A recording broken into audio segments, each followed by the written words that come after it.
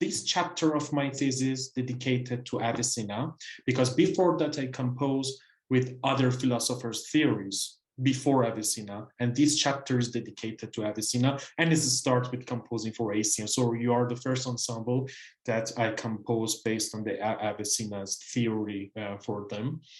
We called him Ibn Sina.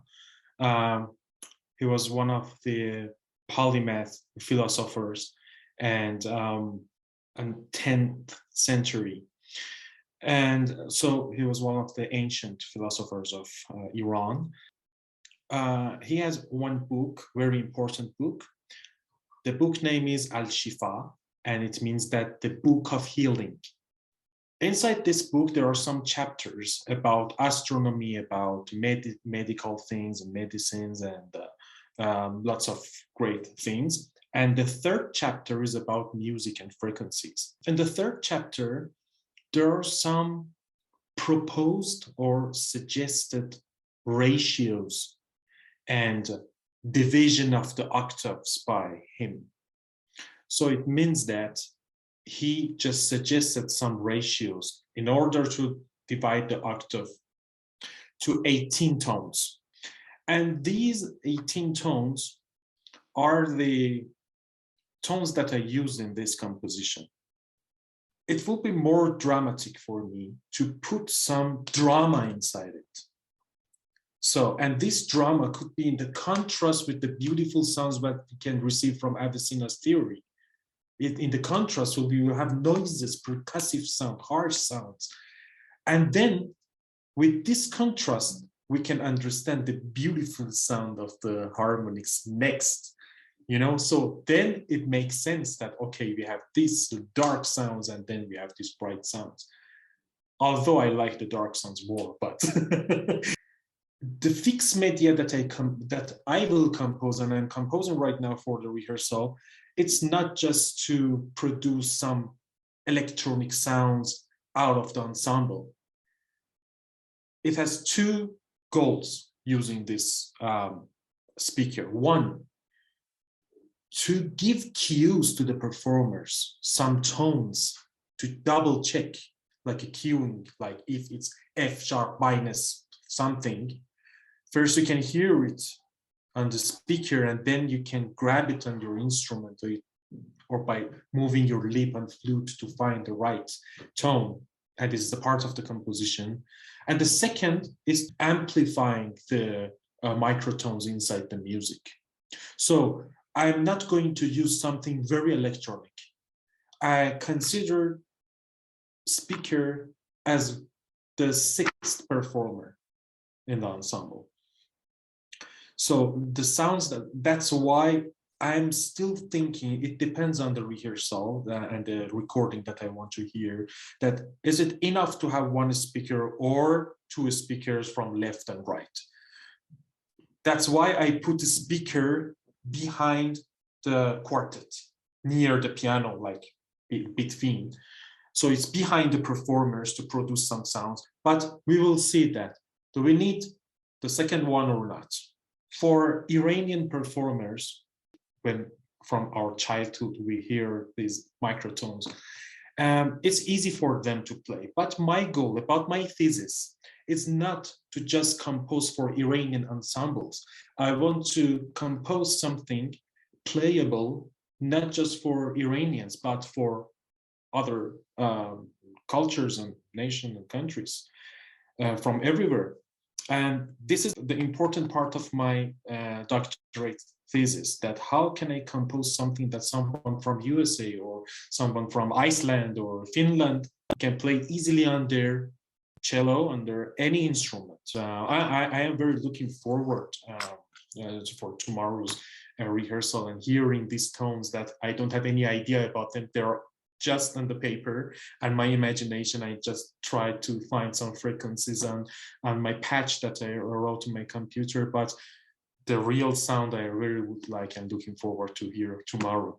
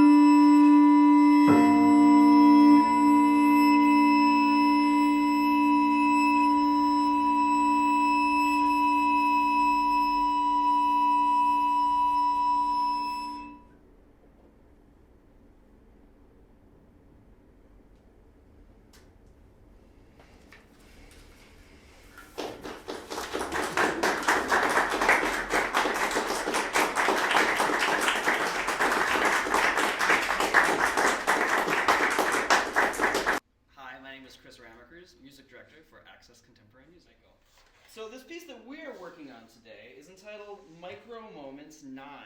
And that title, Micro Moments, it refers to microtones. Right? And what the heck does that mean? What is a microtone? So in Western music, in our musical tradition, right, we typically divide the octave into 12 different half steps or 12 different semitones. Yeah. But of course, that division of 12 is kind of arbitrary. I mean, right, between the octave, you could slide between those different notes seamlessly. Maybe Allison, could you just give us a gliss?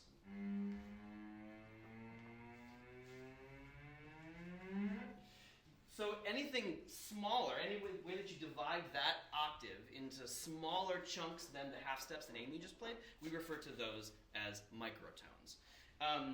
But the challenge that Arshia is trying to solve, the problem he's trying to solve, is how do we achieve that on Western instruments that were designed with the conception of playing in an octave that's divided into 12 tones. So the way he does this is he uses what are called harmonics, right? So if you imagine a string, maybe it's on a violin. Imagine an open string on a violin. Can you play an open string for a second? Now if you split that string in half, you're going to get a note an octave higher. So just normally, could you do it fully stopped? Right. So he's fully stopping the string, right? And then so only half of the string is vibrating. But if he, instead of pressing the finger all the way down, just sort of lightly touches the string, instead of only the one half vibrating, both halves of the string vibrate. And so you get that same note, but instead of sort of the note with a lot of core, the really pure sounding note, you get this sort of pale, ghostly sounding note. So if you take that note, so you're an octave higher than the open string, and if you divide the string instead of in 2, divide it into 3, you're going to get a note that's a fifth higher. Divide it into 4, it's going to be a fourth higher. Divide it into 5, it's going to be a third higher, etc., etc. But the farther up you go, the farther away you get from that open string, the notes then begin to deviate. The pitch doesn't exactly line up with the notes that Amy played in the chromatic scale. And so as they start to drift away from that 12-tone division of the octave, those are our markers that we use as sort of our pitch markers for here's how we can divide up that scale. So instead of, there is a note in between F and F sharp, and we can use that as a marker. There's a note between B flat and B natural, and we can use that as a marker to further divide this octave. It's not just the violin and the cello that can do this, but the piano has strings as well, and we can do the same thing. And you're going to see Amy sort of like, kind of actually leaning over and sort of getting into the piano. You do it by touching the strings inside the guts of the piano. So, Amy, could you play maybe just a note without a harmonic and then do it with the harmonic? So that's the first note she'll play. So you can hear by stopping the string, you get those vibrations, and it kind of vibrates within the piano, and you get, again, that ghostly, eerie sound we got from the violin. It's not just the strings that are able to do this, but wind instruments can achieve a similar result, but instead of stopping a string, because I don't have them, we use sort of false fingerings. We use a different fingering to either divide the air column differently, or to create that sound that's similar to harmonic. So maybe, you want to play? Sure. Well, I can do it with my lips. So these are all the overtones that you can do on low B.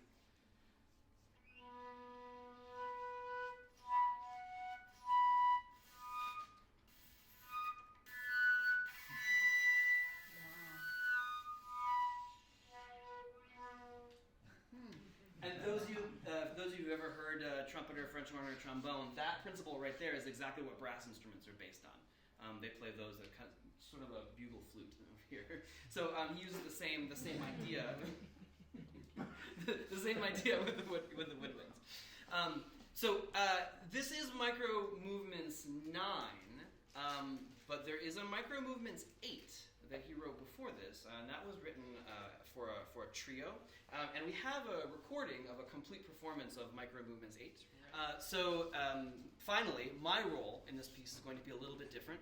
Because this involves fixed media, we have to line up, the live musicians have to line up with the recording exactly. And the only way that we can do that is through the use of a click track. So there's basically a metronome that's going to be playing in my ear the whole time while I'm conducting, and I'm just going to be visually marking time for the musicians they perform. I'm a visual metronome up here during their performance. So this is the recording we're going to use to send out. So if you could all silence cell phones and make sure everything is off, this is going to be hopefully one take, I think, but we'll see how this goes. Maybe not. So this is Micro Moments 9.